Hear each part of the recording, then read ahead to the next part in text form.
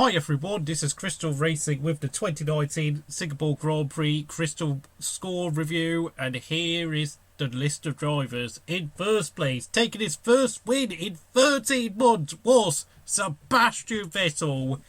After two utterly dire performances at Belgium and Italy, Fingerboy is back, much to my own surprise. I've got to admit, after Monza, after he took Stroll and Gasly off the road, I thought he was finished. I thought he's going to retire from Formula 1 at the end of this season. But oh no, Fingerboy wanted to remind me that he's not done. And I've got to say, well done. 10 out of 10.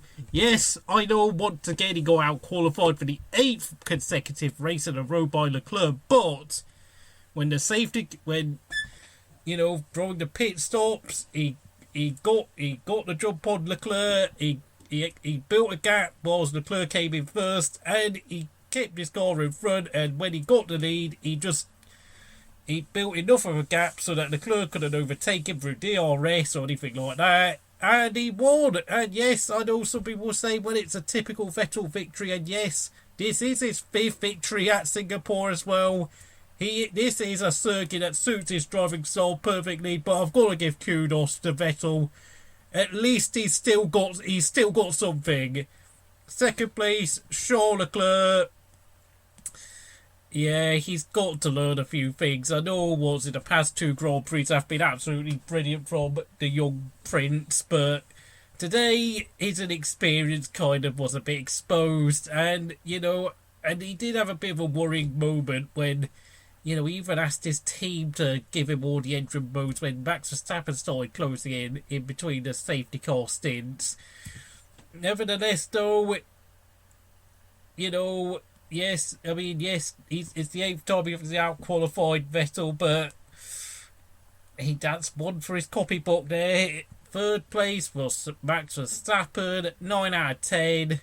What more could he have done? The car just wasn't very quick this weekend. I mean, I know obviously you think, Red Bull tend to do well at high downforce circuits and at street tracks, but they never seem to quite get it together for some reason at the places you expect them to do well at, like Monaco, Hungary and Singapore. It's a bit concerning, I've got to say, for Red Bull, so I've got to give Max 9. Lewis Hamilton, 7 out of 10. I've got to say the Mercedes strategy was absolutely dire. I mean, it almost seemed as if, James Vowell and Naki Ryuda, the Ferrari strategist, swapped places for the past 3 races. And now I'm going to go on to his teammate, Bottas, who also gets 7 out of 10.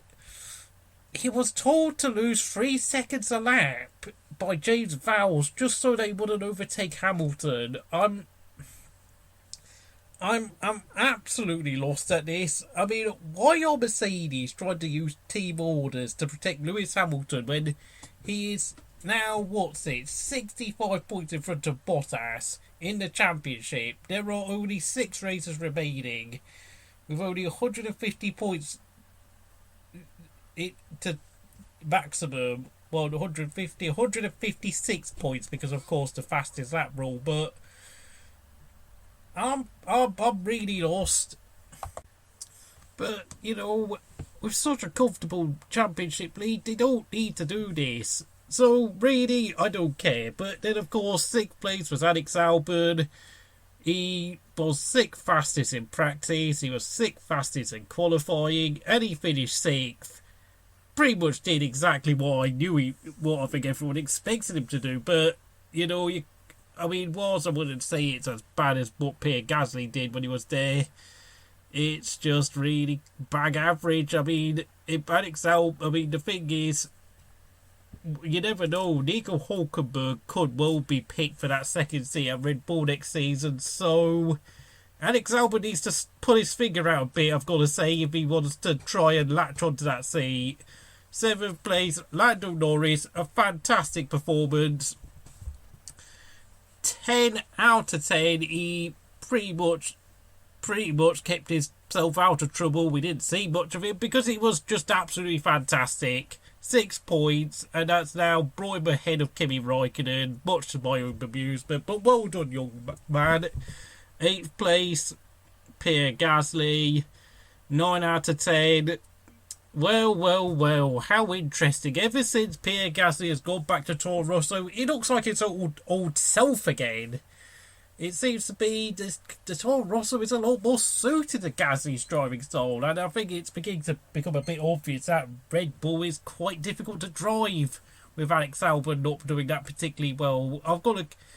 Then, of course, in 9th place, Nico Hulkenberg, the man who is very likely to be out of a race seat next season because apparently, well, not only, well, he doesn't want to do IndyCar, he doesn't want to do sports cars. He might end up in DTM, but frankly, I mean, goodness me, what a lame career move that would be.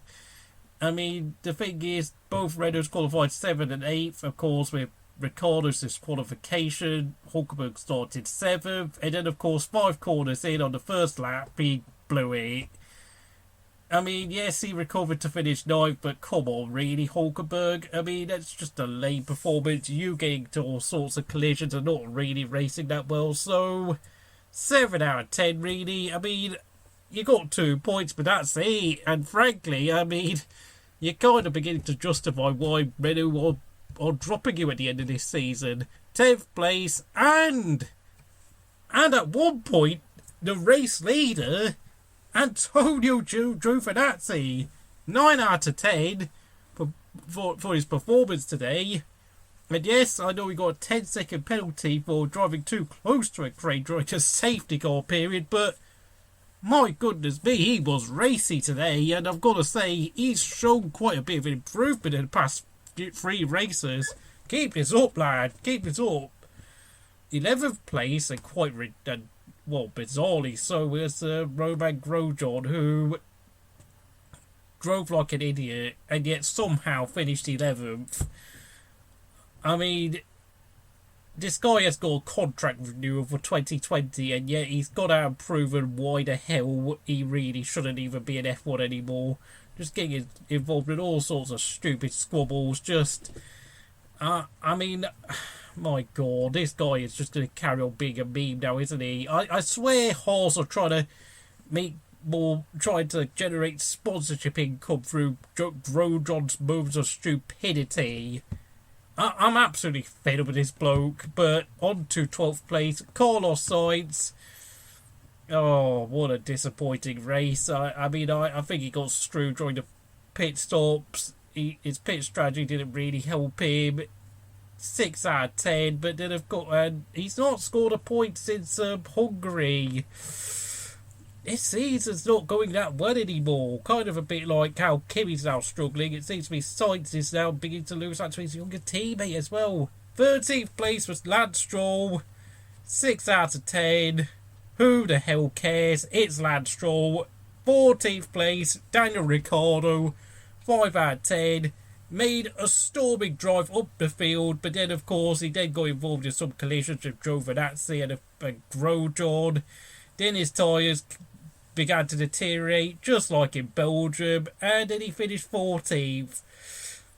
My oh my, he's not... I mean, yes, I know he's probably the slightly better driver than Hulkenberg, but I've got to say, this season, Ricciardo's had... You know, when Ricciardo's had problems, he does seem to struggle quite spectacularly, and I have to say, I mean, apparently Renault have confirmed that they want another young driver in their team for 2021, meaning that they want to pair up Esteban Ocon with some, I don't know, a 22-year-old or something. Good grief, Ricciardo's, it's not looking rosy anymore for Ricciardo, I've got to say. Yes, I know he finished 4th at Italy, but he's got to impress. He's got to start doing well again, because he might be gone along with Hulkenberg. Not at the end of this year, of course, but the end of next year. 15th place, Danny Kvyat, 5 out of 10. Now, of course, you're probably sitting there thinking, yes, that incident between him and Kimi. Kvyat made a late diving move. Kimi didn't see him in time, and then Kimi reacted too late once again, kind of a bit like in Belgium. Kvyat was able to continue whilst Kimi was forced to retire, but of course, let's be honest, Kvyat's been outpaced by Gasly all weekend. And frankly, Kvyat's just not been impressive for some reason. Just to be, you know, I think he's kind of proven why the hell Albon got promoted instead of him, I'm afraid. 16th place, and not last, by the way, despite the fact that he has announced that he will be stepping down from Williams at the end of the season. What as was Robert Kubica, 5 out of 10. He overtook Kevin Magnussen. And he actually stayed close to the pack towards the end of the race until, of course, he ended up inevitably having to drop back because his car is slow. But I've got to say, this has probably been one of his strongest performances all season. I'm not even being sarcastic there, by the way. Yes, he got out qualified by George Russell again, but then, of course, we all expect that. But Kubica actually looked a bit racy today. I've got to give him a pat on the back for that. 17th and last place was Kevin Magnussen, 6 out of 10. He was looking very strong early on, but of course his pit strategy, but then of course he got put on the white hard tyres, meaning that his tyres more off because the hard compounds don't really work around in Singapore in the humid hot conditions, and inevitably he fell back and even got overtook by Kubica, so I'm going to give it 6 out of 10. First of retirees, Kimi Raikkonen. I've got to say this, that was Kimi's fault. Turning in on Kvyat when Kvyat had the racing line and had made the move, almost stick. Dear Lord, Kimi really needs to shake this off. This is not good enough, mate. Really not good.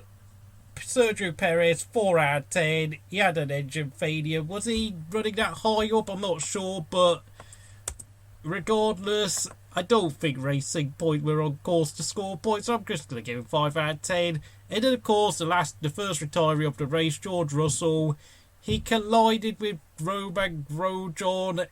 I know we blamed Grosjean, but Russell has got to take a bit of the blame, so I'm going to give him 4 out of 10. And I know, I mean, to be fair, Grosjean does deserve a bit of the blame, but then, of course, Russell did contribute to getting knocked out of the race himself. So, for me, Russell is the reject of the race. Quite surprisingly so, because he's been really good this season, but today was a bad day for him. And the driver of the day is none other than Sebastian Vettel. So, if you enjoyed this video, please like and subscribe to Crystal Racing, and I'll see you again next time.